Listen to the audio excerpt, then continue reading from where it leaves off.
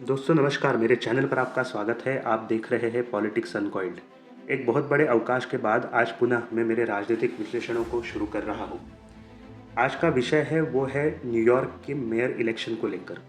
अभी अभी खबर आई है कि भारतीय मूल के जोहरान मामदानी न्यूयॉर्क के मेयर बन चुके हैं। वो मेयर के तौर पर चुने गए हैं।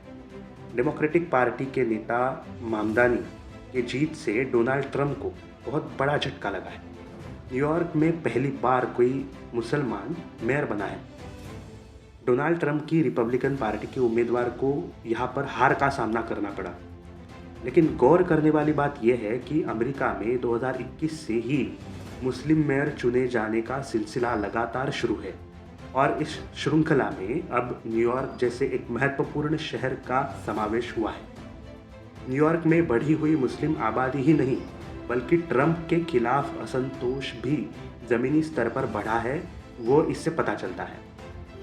सिर्फ न्यूयॉर्क नहीं बल्कि पूरे अमेरिका में मुस्लिम आबादी बढ़ी है, इससे इनकार नहीं किया जा सकता। लेकिन कट्टर सोच वाली या फिर कट्टर सोच रखने वाले मुस्लिम उम्मीदवारों को मिल रहा जन समर्थन है वो अमेरिका फर्स्ट की सोच पर भारी पड़ता दिख रहा है।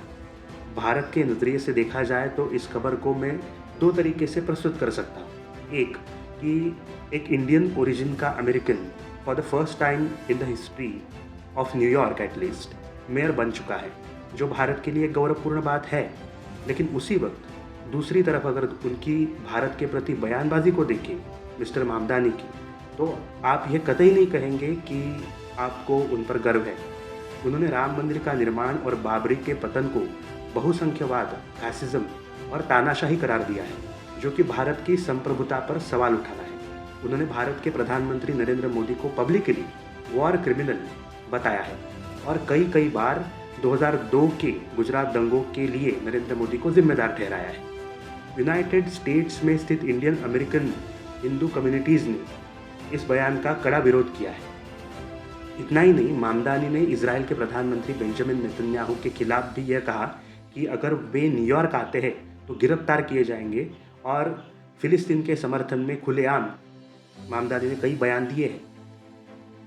एक तरफ यूनाइटेड स्टेट्स के वाइस प्रेसिडेंट जेडी वांस, उन्होंने उनके पार्टी का जो कोर वोटर है क्रिश्चियन समाज, उसको खुश करने के लिए हाल ही में एक बयान दिया है।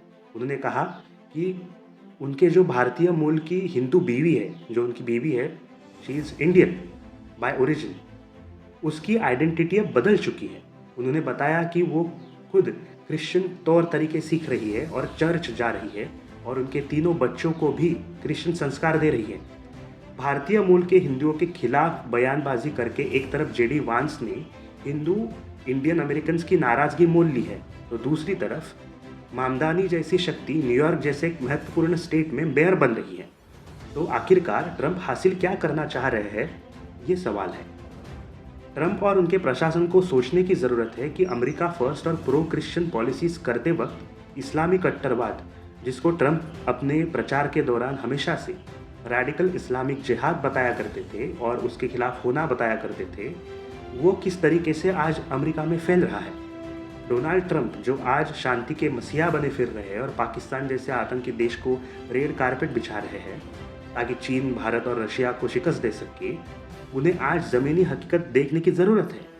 दुनिया भर के युद्ध रोकने का दावा करने वाले ट्रंप को अमेरिका में क्या पनप रहा है, उसकी तरफ ध्यान देने के लिए वक्त ही नहीं है। यूनाइटेड स्टेट्स में कई जगह मुस्लिम मेयर बनने का जो सिलसिला 2021 से शुरू हुआ है, वो गौर फरमाने लायक है। 2006 से 2020 के बीच में, मतलब 15 साल के अवकाश में शायद ही कोई मुस्लिम मेयर बना हो, लेकिन 2021 में मिशिगन में पहली बार, साल में 2 बार अब्दुल्ला हमीद और आमिर गालिब बारी बारी मेयर बने।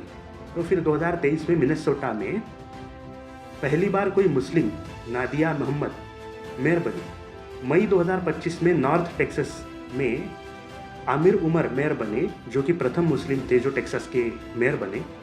अब न्यूयॉर्क सिटी जैसे महत्वपूर्ण सिटी में मामदानी मेयर बनने जा रहे हैं या फिर बन गए हैं।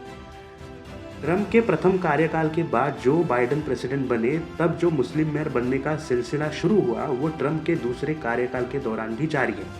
अमेरिका फर्स्ट और क्रिश्चियन कम्युनिटी के हितों को प्राथमिकता देने का दावा करने वाले ट्रंप एडमिनिस्ट्रेशन को सोचना होगा कि अमेरिका के हित में क्या है। क्रिश्चियन बहुसंख्यवाद की आड़ में प्रशासनिक नाकामियों को छुपाना और असली खतरों को नज़रअंदाज करना क्या सच में अमेरिका के हित में है? ये ट्रंप के लिए सोचने वाली बात है और हर उस इंडियन अमेरिकन के लिए ही नहीं बल्कि अमेरिकन नागरिकों को भी सोचने के लिए मजबूर करने वाली बात है। इस वीडियो में बस इतना ही।